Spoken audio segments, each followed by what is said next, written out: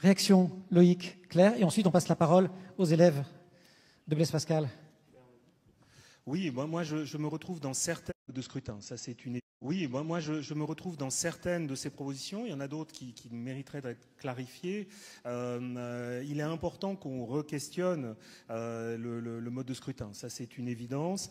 Il y a à l'évidence un problème de représentativité politique à l'Assemblée. Il est dommage, d'un certain point de vue, qu'on ne se serve pas du fait qu'il suffit d'une loi. Il ne faut pas un changement de constitution pour modifier le mode de scrutin et introduire un peu de proportionnel. Il ne s'agit pas de faire de la proportionnelle intégrale, hein, c'est pas l'enjeu, mais au moins d'assurer une meilleure représentativité. Et en fait, les régimes en Europe et dans le monde occidental qui pratiquent le scrutin majoritaire sont plutôt minoritaires, hein, c'est-à-dire notre type de mode de scrutin qui, je le rappelle, est vraiment brutal.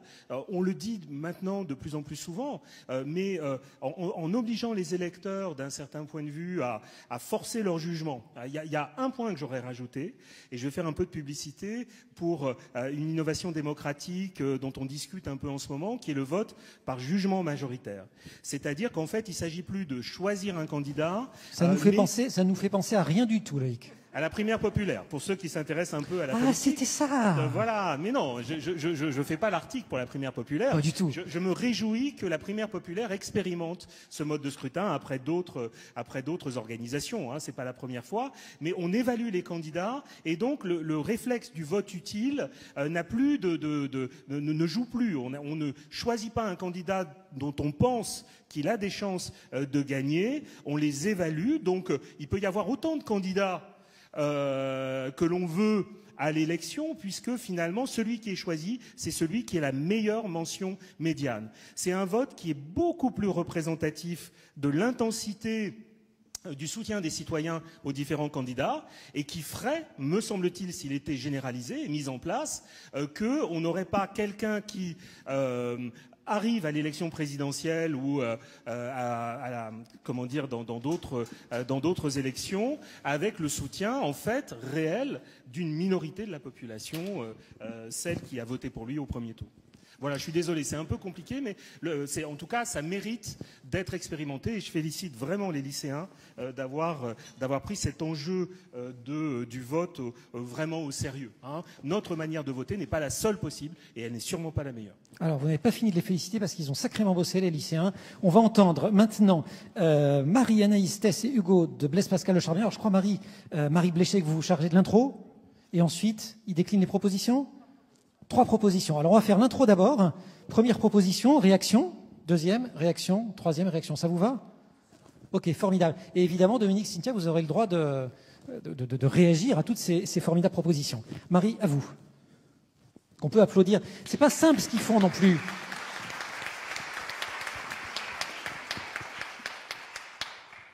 Bonjour à tous. Alors, nous sommes 4 élèves du lycée Blaise Pascal et nous allons vous présenter nos propositions sur pour l'avenir de la démocratie. Ces 20 dernières années ont vu naître des mobilisations citoyennes aux formes de plus en plus diversifiées.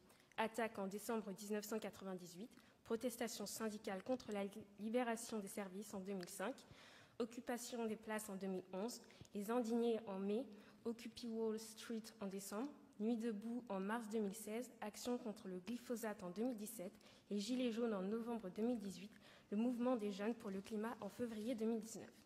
Ces mobilisations citoyennes sont des formes d'engagement qui toutes remettent en cause l'exercice de la démocratie représentative et les excès de la mondialisation et du capitalisme débridé. La démocratie est un idéal type.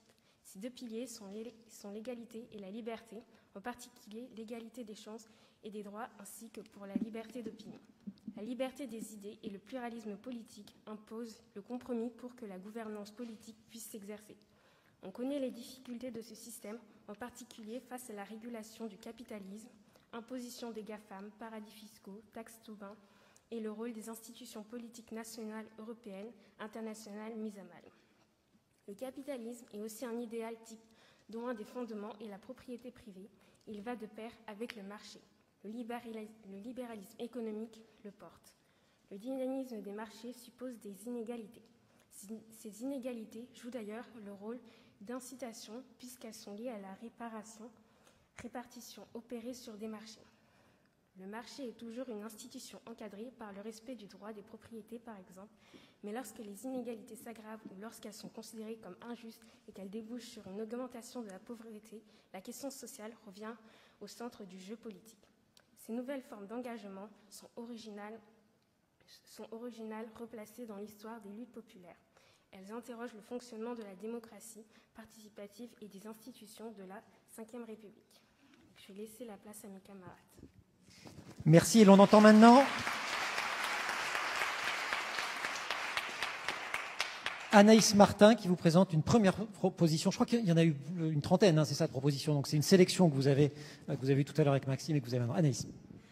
Bonjour à tous. Alors la première proposition porte sur l'initiative locale favorisée avec des conseils citoyens locaux pour une démocratie participative et délibérative sur des enjeux relevant de la commune et de la région.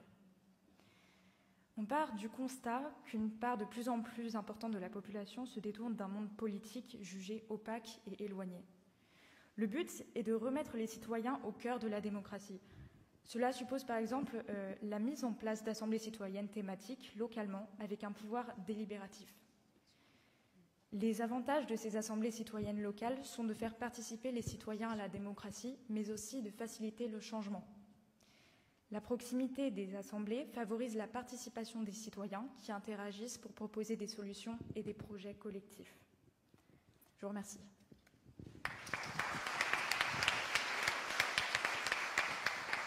Merci Anaïs. Peut-être une réaction.